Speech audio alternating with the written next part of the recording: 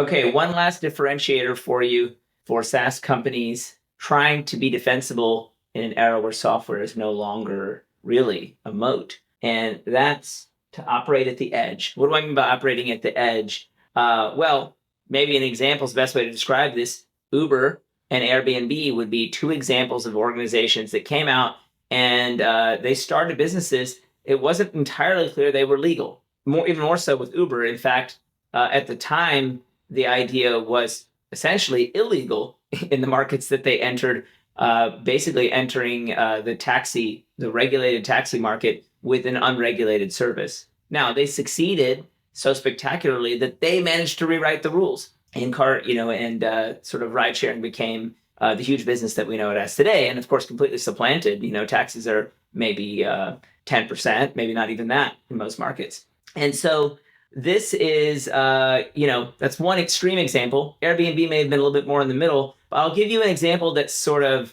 not as obviously operating, beyond the law. And that's what we did, at HiddenLevers in my personal experience. What was that platform? Well, we did scenario-based stress testing. So the scenarios that we would come up with, and this was for, investment portfolios. So what happens to my portfolio if, there's a conflict in the Middle East, as an example. And so one of the things that we were able to do to differentiate was to come up with scenarios that were seemingly outlandish at the time that none of the other risk analytics vendors viewed as being worth touching, or they were kind of afraid to take an opinion on it or even to publish, different potential scenarios. That became starkest during COVID.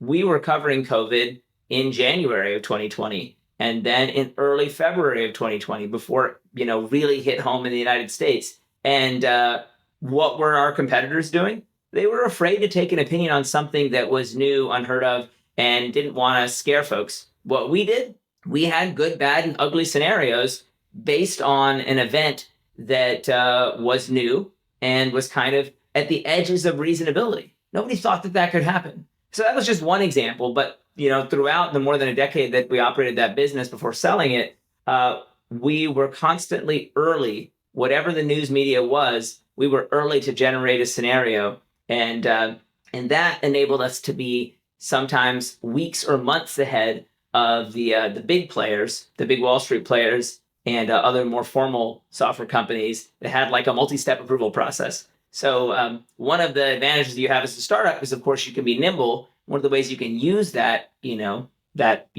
ability to move fast is you can operate sort of at the edge of reasonability. And hey, if it goes too far, you can also very nimbly pull back and use that as an edge when most won't do it.